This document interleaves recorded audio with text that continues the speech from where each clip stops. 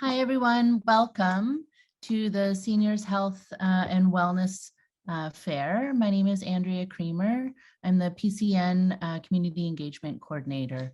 Before we begin today, I just wanted to acknowledge that Burnaby Primary Care Networks respectfully acknowledges that the work that we do as individuals and as an organization takes place on the unceded traditional and ancestral territories of the Hul'qumi'num and Squamish speaking people.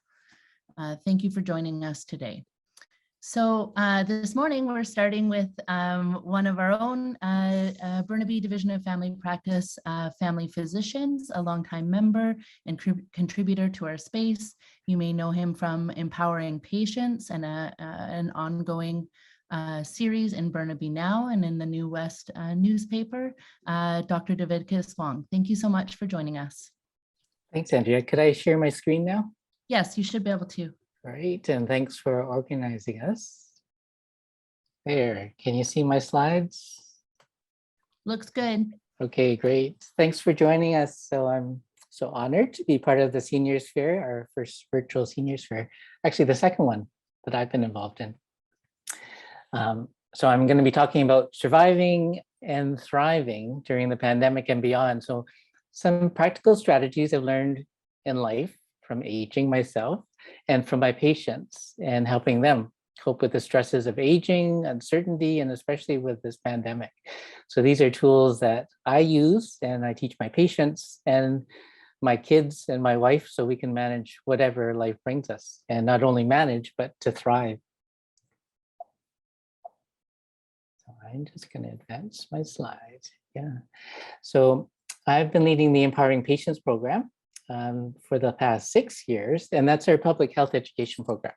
So we really want to empower our patients, which is everyone in the community, to support you in living your best life, to look after yourself, healthy eating, healthy diet, healthy relationships with healthcare providers, and the key things need to know to look after yourself. So some things that sometimes in a regular family practice, we may not have time to go in depth. So these are more deep dives into really relevant topics. Our next talk is free for everyone, and we're going to do it online as well. So it's kind of a deep dive into, so I'll be next week on the 25th, and we'll give you some more information of how to learn more about the Empowering Patients program. So they're free webinars. We used to do it in person before the pandemic, but a variety of helpful topics. And then next month will be healthy relationships.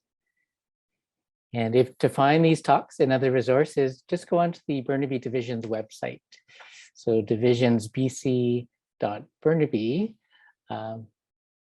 divisionsbc.ca/Burnaby, and then click onto resources for patients, empowering patients, or information about our PCN. So 3 key things we need to remember is you are not alone. You have the strength and the support in our community to make it through. And together we're going to come through even stronger and more connected than before, in spite of the ups and downs and differences of opinions and concerns and fears that we all share. So really, we're not alone. We're part of a greater whole, every one of us. And how you're feeling now is a normal response to unusual circumstances. And you do have the strength and the support from us and your family doctors to make it through. And we each have the ability to manage our emotions, the positive and the negative, and we can change and expand our perspectives. We're learning a lot of things about ourselves, about our community, about the coronavirus, and we've really come together as a community, and we can really see that with the Seniors Fair and the primary care networks in Burnaby. So we do have the community supports out there to help everyone. And what we've really learned from all of this is that we're better together. None of us can do it alone. And we're so much stronger together, helping the most vulnerable in our population, our community. And I really believe that together we're going to come out stronger and more connected. We've really learned what we valued most and what gives life meaning. And we've learned how we can support people before and after the pandemic. And I think we're going to have a renewed appreciation for our community, our connection, and compassion for one another. So you're not alone in feeling anxious and stressed. I felt that way too at times, with all the uncertainty and worries about our health of loved ones, health of our patients, and also the issues of housing and finances. And then, unfortunately, in some communities, a lot of effects from the big rainstorms we've had. You're not alone in feeling sad and grieving for loved ones and friends that we missed and haven't been able to see for holidays and gatherings and the usual rituals and activities that make our life more meaningful. And you're not alone if you're having difficulty sleeping at night, or sometimes feeling lonely and isolated, or sometimes feeling helpless and hopeless. So I hope this brief talk will give you some support and encouragement and let you know where you can get extra help if you need it. So 3 really important key shifts in how we think really can empower us and help us in times of difficulty. One is moving from what we call the fixed mindset, thinking that this is the way we are, this is the emotions that we have, and that we're kind of stuck this way, versus the growth mindset, learning that we can grow and develop over time. So I think that's the most important part of aging, is that it's not just passing the time and the years going by, it's actually we're learning a lot about ourselves and we're nurturing our relationships that grow deeper over time. So that we all grow at every times of age, and we're always learning throughout our whole lifespan. The second shift is moving from a sense of helplessness, which makes us more anxious, and then recognizing the things that we do have control over, to have that sense of personal agency that you are in control of a lot of things, more than you realized. And that sense of empowerment, which is used in the name of our public education program, Empowering Patients, will put you back in that feeling of being in the driver's seat. And we're here to support and guide you as well. And that third big shift is moving from a sense of isolation or individuality to that shared sense of identity and connectedness with people that you know and love, and your neighbors, and your family physicians, and your health support, and everyone else that's there to connect you with all of society. You are a very important part of a really integral whole, and you're not alone. And through my own experience and my vicarious experience with my patients, I've learned a lot about aging. So aging is a part of life. Aging is changing. Changing can be stressful, but it's the reality of life. Patients are always asking me about given symptoms like this pain in their knee, these changes in their skin, the changes in their energy and enthusiasm. Doctor, is this due to aging? Or is this due to old age? I try not to say that. I usually say, oh, this is due to sun exposure. This is due to gravity. This is due to what you're eating. But the reality is our bodies are constantly changing and growing and rejuvenating. So some people think of aging like this, kind of we grow, we're young, we learn new things, and then it's a decline. I don't think of aging like that at all. I think it's continued growth all the way throughout the whole lifespan.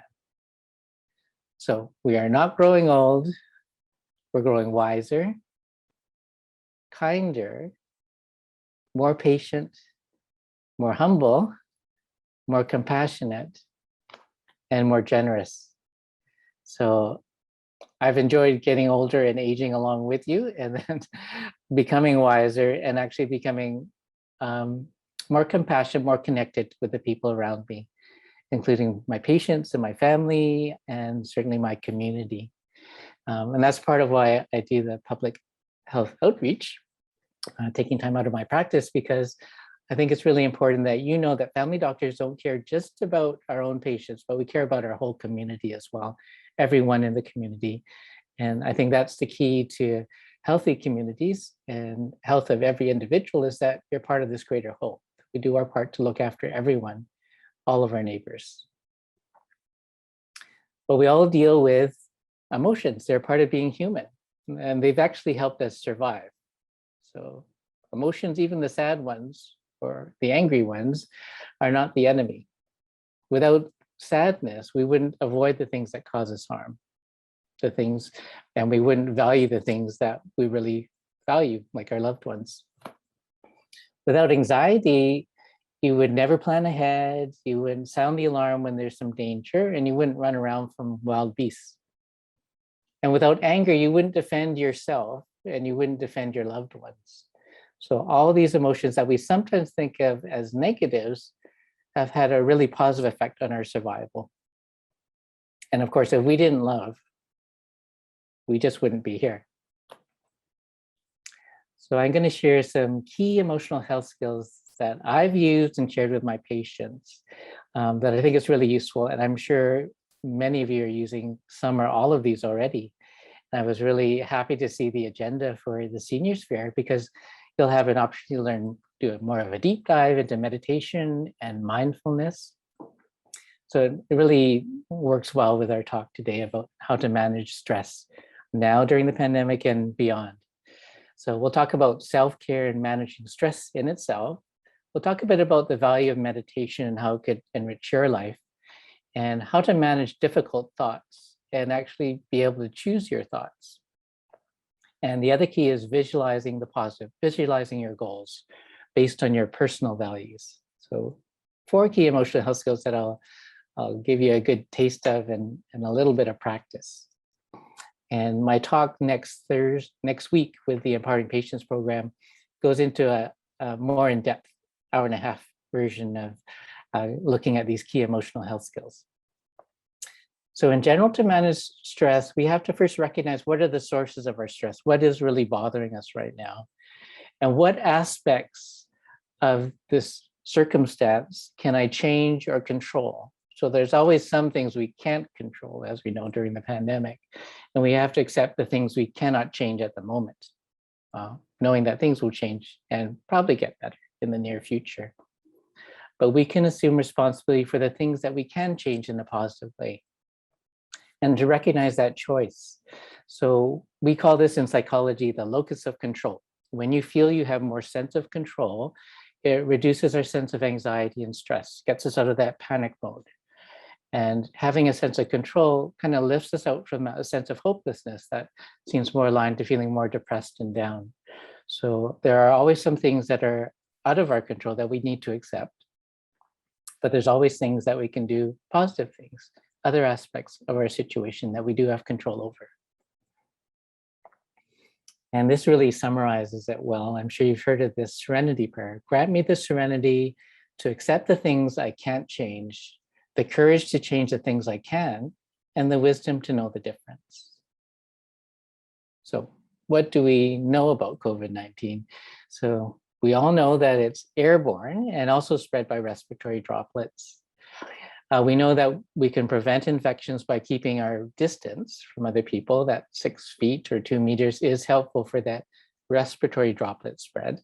We do know that wearing masks when you can't keep that distance does make a big difference, reducing the spread of infection. And we know that washing our hands carefully before we touch our eyes, nose, or mouth, before we've spread any germs, before we're handling food and other things for other people, definitely reduces that spread by droplets. And we do know the vaccinations work. They've made a big difference for those that have been fully vaccinated. And chances are we'll all need the booster somewhere between 6 or 8 months after our second vaccination. And most importantly, your family doctor is here for you. So, you know, a lot of healthcare has been done through phones and video, but the vast majority of us are also in the office and able to see you and check things out when we need to check you out physically. And we are taking good precautions with us all wearing our masks. Except I'm allowed to take it off right now because I'm in a room by myself. But we're wearing these medical masks all the time, and our patients are wearing them as well.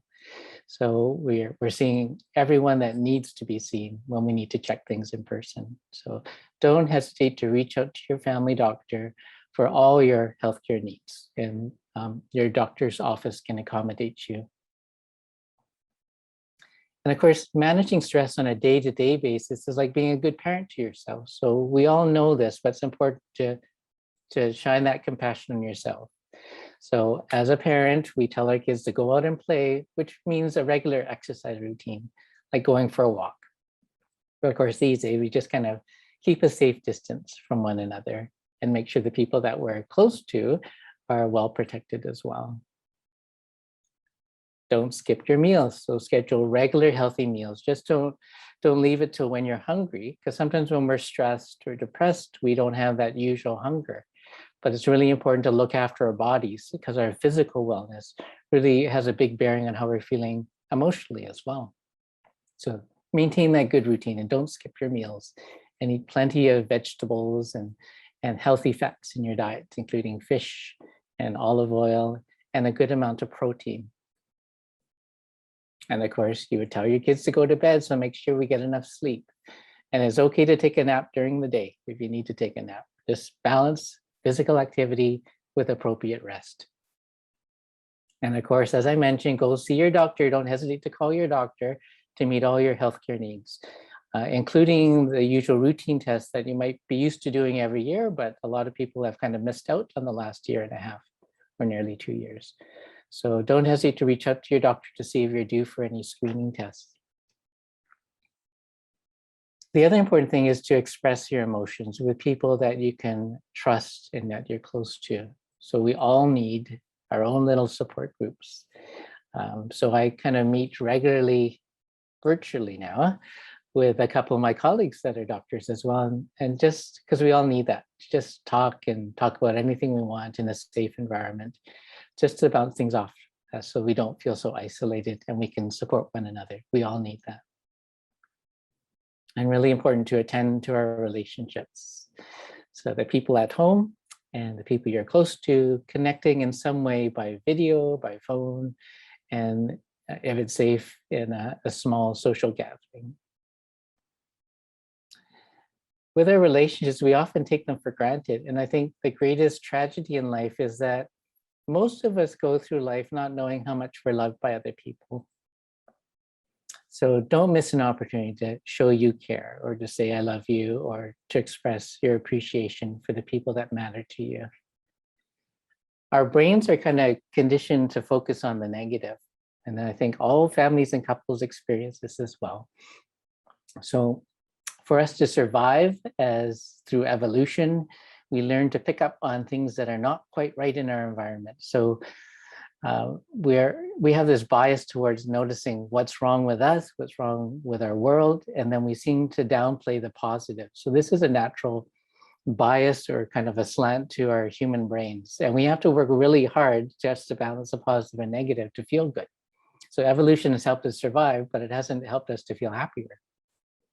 So to be happy in our relationships, it's really important to remember and think of and express 5 positive things with the people you care about for any negative thing that pops up in your mind or might come out of your mouth.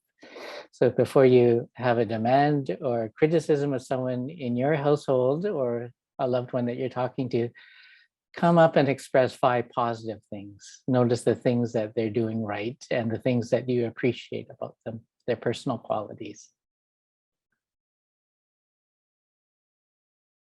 When you think about it, it takes so much work to come up with 5 positives, it might limit the negative things that come out of our mouths.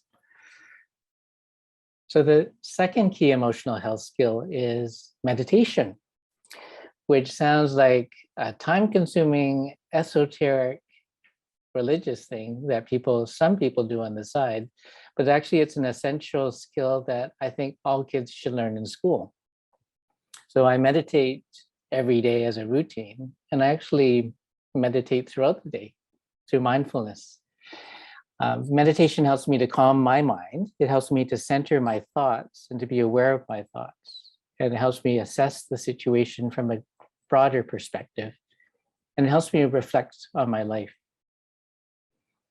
It's kind of like, if you don't reflect or meditate, it's kind of like driving without a map, or being guided by a GPS that's guiding you in the wrong direction with lots of detours.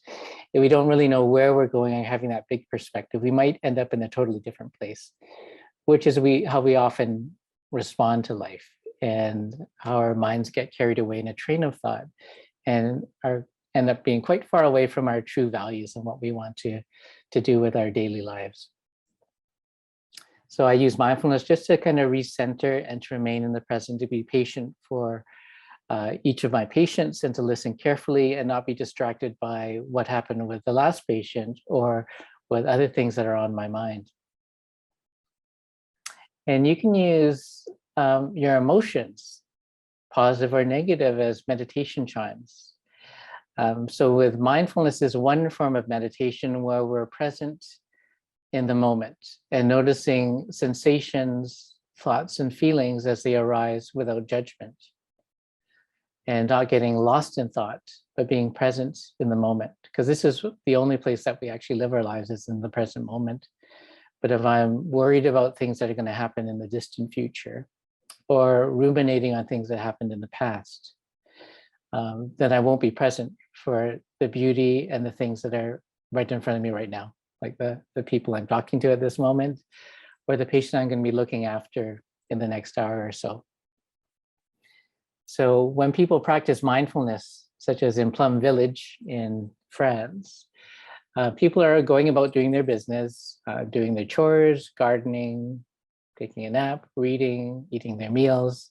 And when someone sounds the meditation chime or bell, everyone pauses and reflects on what they're thinking, doing, and saying to see if that's their intention and aligned with what their values are. So when I get to a traffic light, that's a sign for me just to stop and pause and see if I'm being mindful and being present and being an attentive driver and paying attention to what I'm doing, or have I been lost in thought? And if I get a strong emotion to a situation, like a wave of discomfort or pain or sadness or anxiety, that's my time to stop and reflect. What am I thinking, doing, and feeling? And do I need to recenter my thoughts and feelings, or look at things from a different perspective? As I mentioned, it's like checking the map and checking your compass to see if you're still on the right path. And one little meditation I find really useful at the beginning and the end of every day is to frame the day with thankfulness, beginning with a prayer of thankfulness before I even get out of the bed. And usually I think about all the things that I appreciate. And the first thing that comes into mind, besides being alive and having the measure of health that I have and the measure of well-being that I have, is the people that I care about. And it turns first, of course, to my wife, who's right next to me in bed, that I appreciate her and what she brings to my life, and my children and my coworkers and my patients and colleagues. So when you awaken the day that way, it kind of frames looking for the positives. It kind of counters that normal negativity bias we tend to have. And at the end of the day, I kind of reflect on what I've learned and what I've appreciated. What were the gifts of the day? It's like actively seeing the positive in your life. So this daily practice of gratitude, so the cup is not half empty and not necessarily half full, but actually overflowing. So that's how I try to see my life. And again, mindfulness is not just meditation. I'll guide us through, if you'd like, a brief mindfulness meditation. It'll just be a few minutes, because you'll get more practice with a later session on mindfulness and another one on meditation during the seniors fair. So make yourself comfortable, and if you'd like, you can close your eyes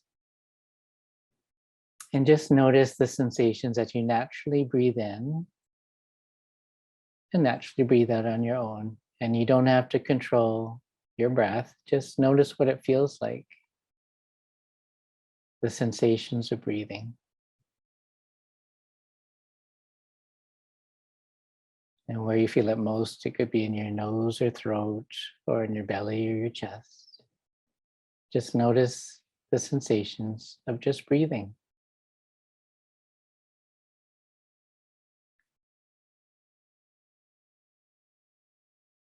And now turn your attention to the sounds around you. Maybe sounds in the distance, maybe sounds nearby. The sound of my voice, or the sound of your breath.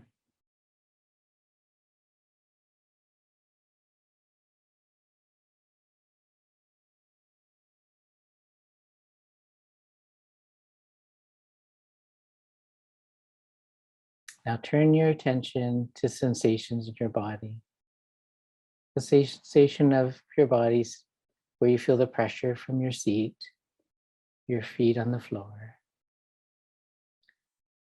Notice there are areas that are warmer and areas of your body where they're cooler.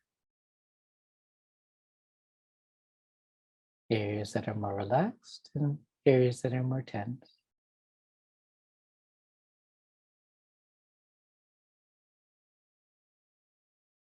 And notice you have the ability to shift your attention, to be mindful of your breath, of the sounds around you, and physical sensations that are constantly changing all on their own. And you might notice that you might have thoughts that pop into your heads. But you can choose to return your attention back to the breath, to the sounds that come and go, and to any physical sensations in your body that you choose.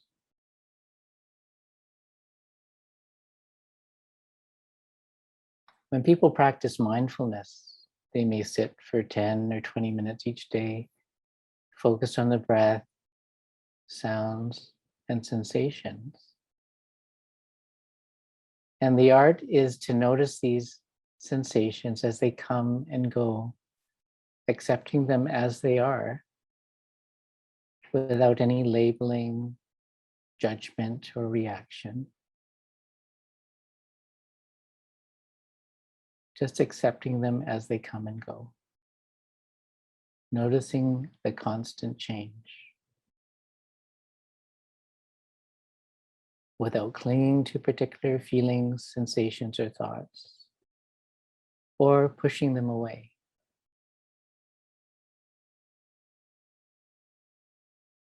Because our brain produces thoughts. Our brains are kind of secreting thoughts constantly, a variety of different thoughts. And often we cling on to those thoughts, even if they're not working for us or might be inaccurate. And we can get lost in rumination, in a train of thought that kind of leads us into helplessness or hopelessness, and then shades our emotions. And emotions can come and go like waves or clouds in the sky. So what we learn from the practice of mindfulness is to recognize thoughts, feelings, emotions as they arise, but not identifying or clinging to them or trying to push them away.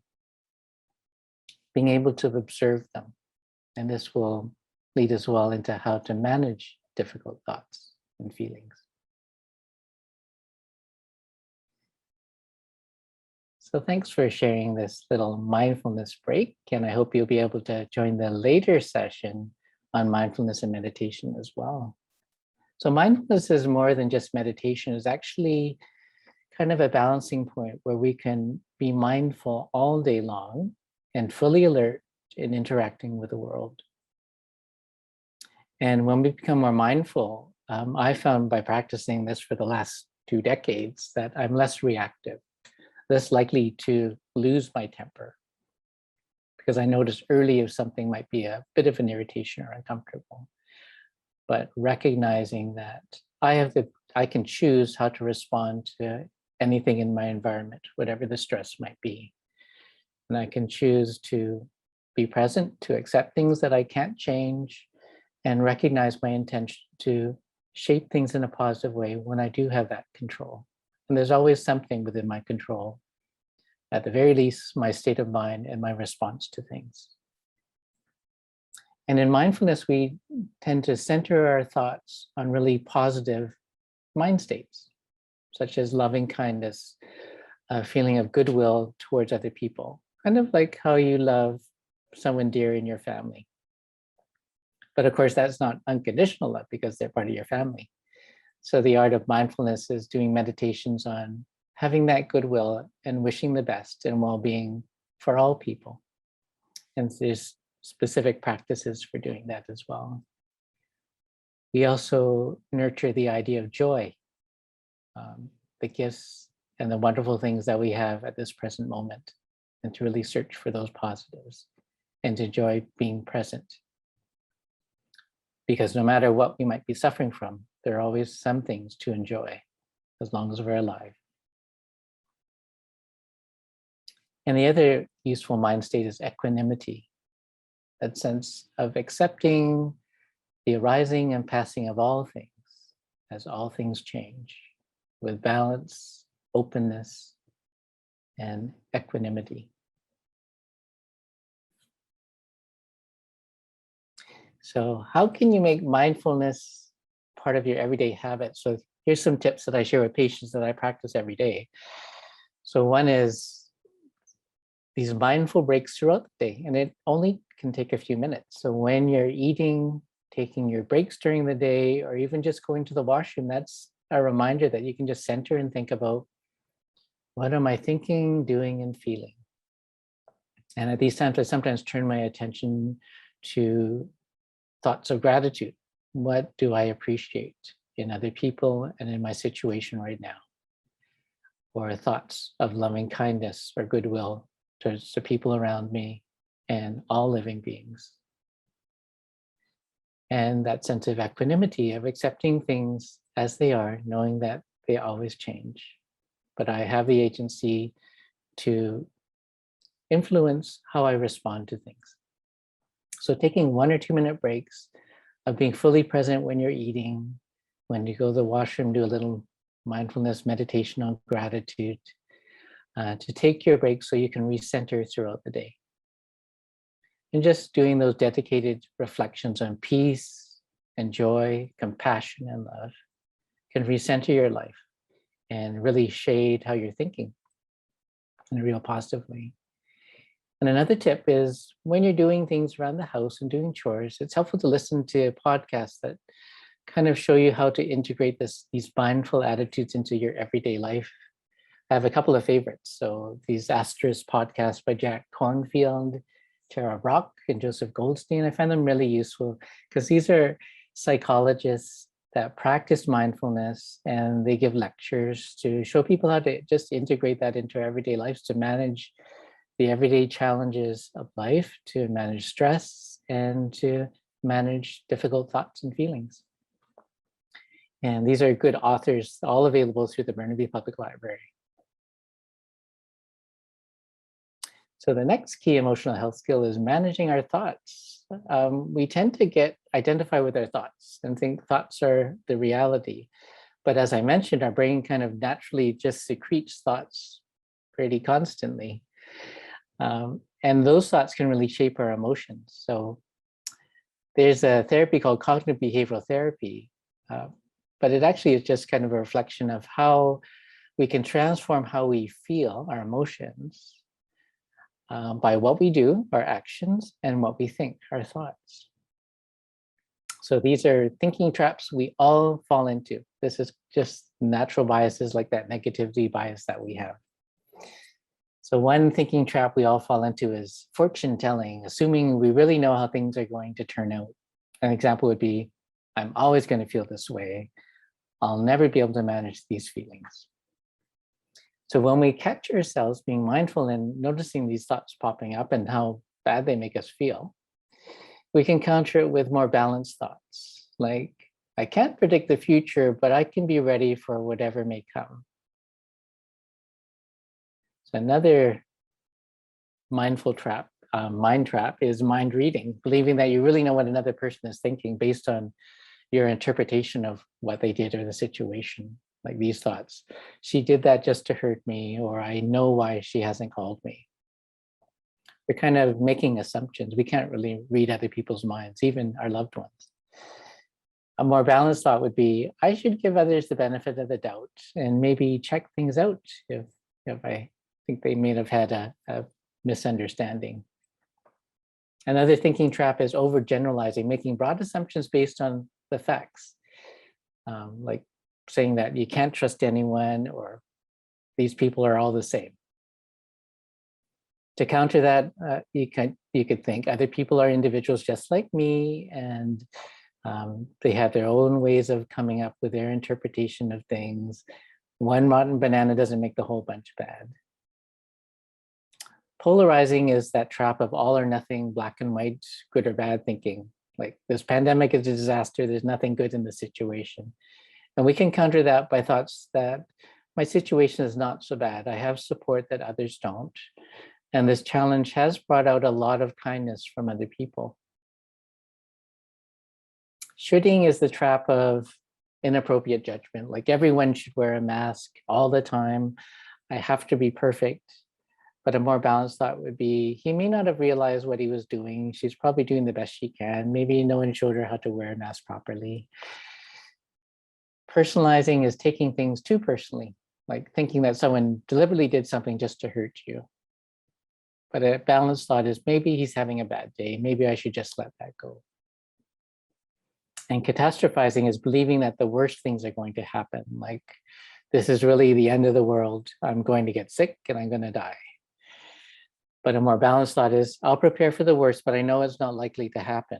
And I know how to stay well and where to get help. And again, the opposite of the negativity bias, disqualifying the positive things, downplaying the positive things in your life and minimizing the really good things that you have done. We're thinking, I was just lucky that time. There's nothing good in my situation. And you can counter that with realizing that growth mindset. I'm learning and getting better. And our community and our family have really come together to help one another.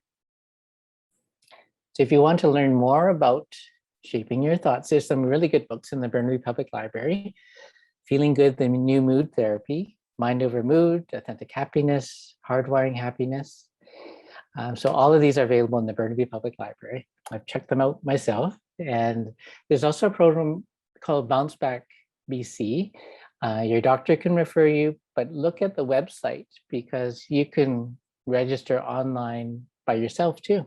And you can get some phone coaching or online coaching and some workbooks on using cognitive therapy to shape your thoughts to help with stress, anxiety, and depression.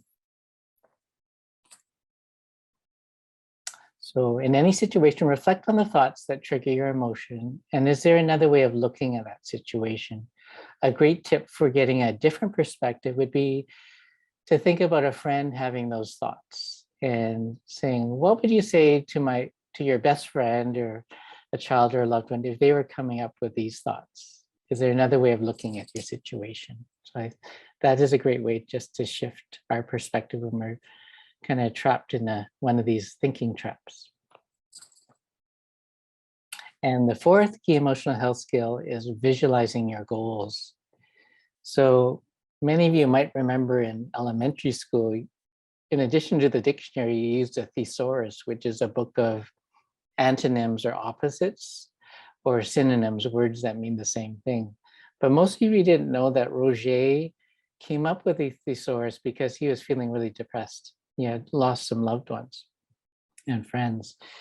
So he wanted to feel better. So he came up with a lot of words that meant the opposite of feeling sad or lonely, like feeling connected and joyful and happy and grateful. So he came up with the opposites to feel better. So when we're suffering from a low mood or a difficult situation, it's helpful to visualize the opposite. What is your goal? So visualizing your goals really turns your problems into goals instead. So instead of replaying the past or ruminating on the negative things, think about what you want, what your bigger goals are.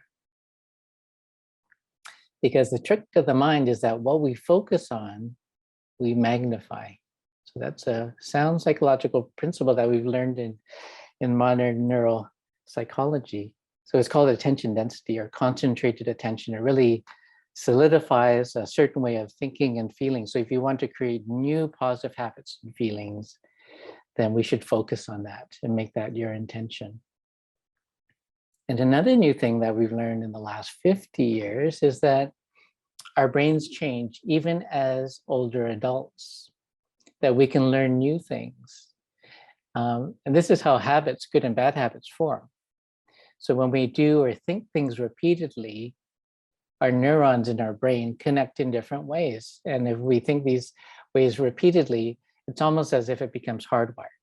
So once you learn something and practice it, it becomes quite natural and automatic, like learning to drive or ride the bike or learning your way home or the routines you do for taking a shower. So we don't have to do it anew every time, but we do it automatically. But we can learn new ways of thinking and feeling by practicing new habits of thought, including mindfulness and meditation, and managing our thoughts with cognitive behavioral therapy. It's helpful to look at your core beliefs. So these are beliefs that we have about ourselves and life. And it's kind of part of this story that we're always creating in our mind. And there are some core beliefs that we acquire when we're really young or from our past experiences that are no longer working for us. So it's good to have that growth mindset I talked about, evolving and changing and revising your life story and how you see yourself. So seeing yourself as growing, expanding, becoming more connected with other people. So in the past, we might have accepted incorrect beliefs about the world, the people, and ourselves, and they really shape our personal stories and how we respond to things. So some assumptions and core beliefs a lot of us share would be these limiting beliefs that I'm not good enough, or I don't deserve to be successful or happy, or to be loved, or feeling powerless, or that we have to be perfect to feel loved, or that we can't trust other people, or that life is unfair. So these are core beliefs that a lot of us assume over time, sometimes subconsciously. So it's good to kind of question, are they really working for us?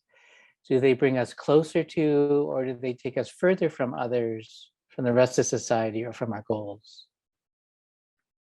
And do they foster positive feelings like love and connection and peace where we really want to be? And do they inspire you to positive action like creativity and kindness and generosity?